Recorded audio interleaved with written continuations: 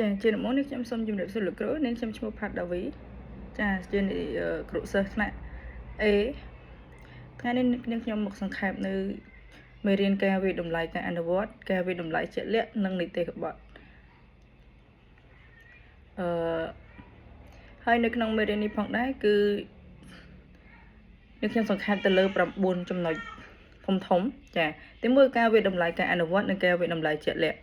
ទី2គឺចរិតលក្ខណៈនៃការវិតម្លៃការអនុវត្តទី3ចំណុចខ្លាំងចំណុចខ្សោយនិងដែនកំណត់នៃការវិតម្លៃការអនុវត្តទី4គឺតម្រូវការមូលដ្ឋានសម្រាប់ការប្រើប្រាស់ការវិតម្លៃការអនុវត្ត5ដំណើរការនៃការវិតម្លៃការអនុវត្ត6លទ្ធផលសិក្សារំពឹងទុកក្នុងមួយពេលសិក្សាទី7ការដាក់ពិន្ទុនឹងការវិតម្លៃ8នីតិបទប្រភេទនីតិបទនិងសារៈប្រយោជន៍និងចុងក្រោយទី9គឺសំណុំពរក្នុងការបង្កើតនីតិបទចាទី1ការវិតម្លៃការអនុវត្តនិងការវិតម្លៃជាក់លាក់ហ្នឹងគឺយើងត្រូវដឹងថាតើការវិតម្លៃការអនុវត្តជាអ្វីចាអញ្ចឹងការវិតម្លៃការអនុវត្តហ្នឹងគឺជាការវាស់ស្ទង់នៅសមត្ថភាពចាដូចជាការអនុវត្តចំណេះដឹងឬក៏បំណិនហ្នឹងដើម្បីឲ្យបង្កើតទៅជាអ្វីមួយថ្មីផងដែរហើយចំពោះការវិតម្លៃការអនុវត្តហ្នឹងក៏គេវិតម្លៃទៅលើកិច្ចការអនុវត្តមានលក្ខណៈជាក់លាក់ជាក់ស្ដែងចាការអនុវត្តកិច្ចការទាំងអស់ហ្នឹងគឺទី1គឺលក្ខណៈពិតជាក់ស្ដែងចាទី2មានការវិនិច្ឆ័យនិងច្នៃប្រឌិតទី3តម្រូវការឲ្យសិស្សធ្វើការងារហ្នឹងទី4គឺផ្សារភ្ជាប់ទៅនឹងបទពិសោធន៍របស់មនុស្សពេញវ័យនៅកន្លែងការងារនិងទី5វាតម្លៃសមត្ថភាពចុងក្រោយទី6គឺផ្ដល់ឱកាសពិនិត្យឡើងវិញអនុវត្តពិចារណាធនធាននិងទទួលព័ត៌មានត្រឡប់ចាហើយចូលដល់ចំណុចទី2គឺចរិតលក្ខណៈនៃការវិតម្លៃការអនុវត្តចំពោះការវិតម្លៃការអនុវត្តហ្នឹងគឺយើងសង្កេតទៅមើលសិស្សសម្ដែងឬក៏បង្កើតកសាងផលិតផលនិងធ្វើអ្វីមួយចាឬក៏យើងសង្កេតទៅលើសិស្សប្រើប្រាស់បំណិនផ្ដល់ហេតុផលអត់ចាប្រើប្រាស់គំនិតសំខាន់និងចាំបាច់ដែលពាក់ព័ន្ធជាទូទៅចម្លើយមានលើសពី1ចាចម្លើយរបស់គាត់លើសពី1តម្រូវឲ្យមាននីតិបទនិងលក្ខណៈវិនិច្ឆ័យច្បាស់លាស់សម្រាប់ការដាក់ពិន្ទុការងារនឹងប្រកបដោយនិរន្តរភាពផងដែរហើយសិស្សគាត់នឹងចេះពន្យល់ប្រាប់ហេតុផលនិងចេះការពារចាចូលមកដល់ចំណុចទី3ចំណុចខ្លាំងចំណុចខ្សោយនិងដែនកំណត់ការវិតម្លៃការអនុវត្តចាអញ្ចឹងចំណុចខ្លាំងគឺយើងវាស់វែងពីបំណិនក្នុងការបង្ហាញហេតុផលក្នុងនាមជាគ្រូប្រើប្រាស់លក្ខណៈវិនិច្ឆ័យជាក់លាក់សម្រាប់ការវិតម្លៃមានការចូលរួមយ៉ាងសកម្មរបស់សិស្ស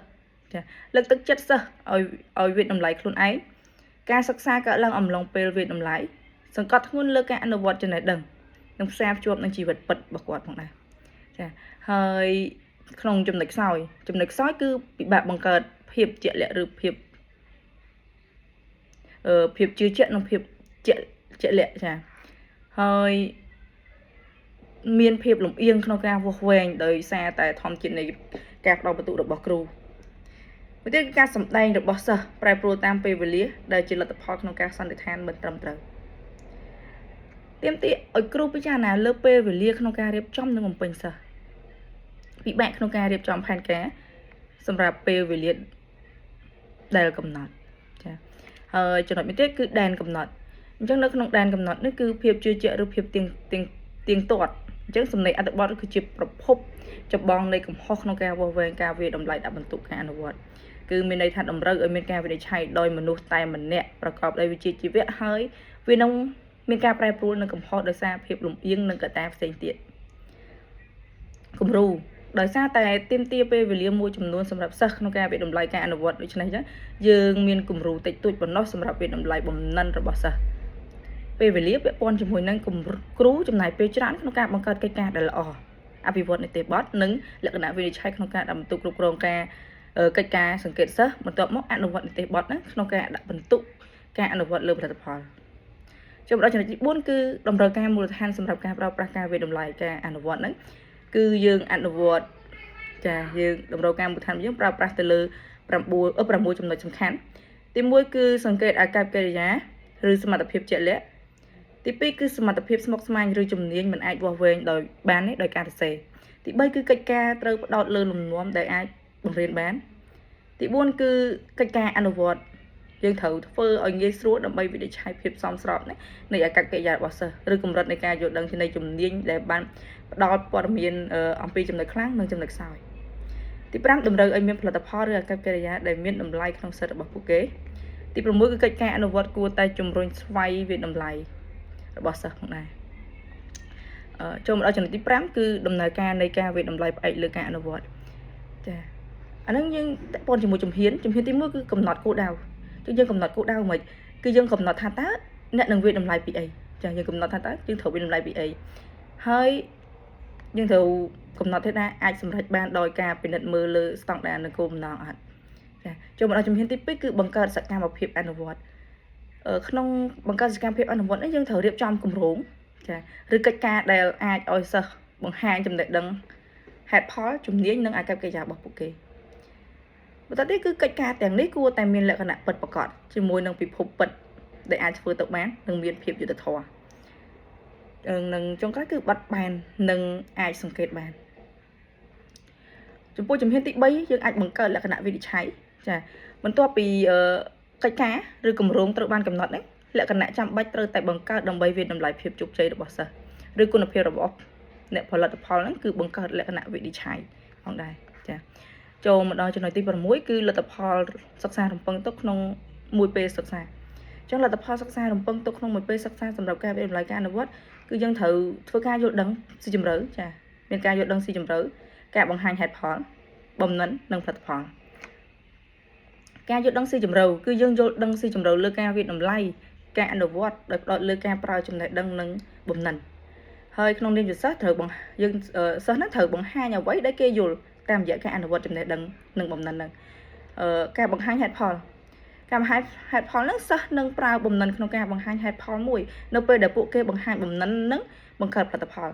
ញ្ចឹងសិស្សប្រើដំណើរការពុទ្ធិដូចជាវិភាគឬក៏សំយោគឬក៏គិតស៊ីជម្រៅការសន្និដ្ឋានការទូទាយទូទៅ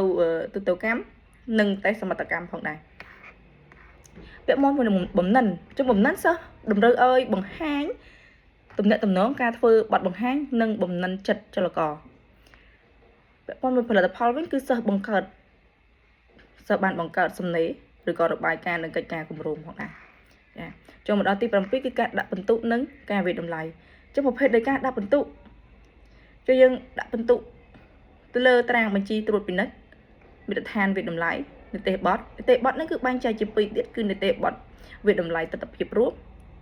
និងនីតិបទវិតម្លៃផ្នែកលម្អិតចាអញ្ចឹងនេះខ្ញុំសូមនិយាយពីសារៈប្រយោជន៍នៃនីតិបទនីតិបទគឺដូចជាតារាងបន្ទុកចាផ្ដល់នៅការវិតម្លៃយ៉ាងជាក់លាក់នៅលក្ខណៈសម្រាប់កម្រិតនៃការអនុវត្តនីមួយៗអញ្ចឹងដែលសិស្សនិងគ្រូនឹងគួរតែផ្អែកលើការវិនិច្ឆ័យរបស់ពួកគេចាតារាងបន្ទុកផ្ដល់ឲ្យសិស្សនៅព័ត៌មានច្បាស់លាស់អំពីរបៀបដែលពួកគេអនុវត្តបានល្អចាហើយនឹងអ្វីដែលពួកគេ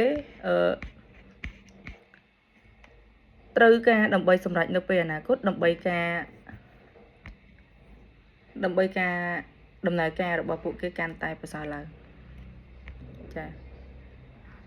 បន្តទៅទៀតគឺនីតិចំណុចទី9សំណូមពរមួយចំនួនក្នុងការបង្កើតនីតិបទអញ្ចឹងនីតិបទល្អបំផុតនៅពេលដែលយើងរួមបញ្ចូលដំណើរ2ឬ3បញ្ចូលគ្នានេះ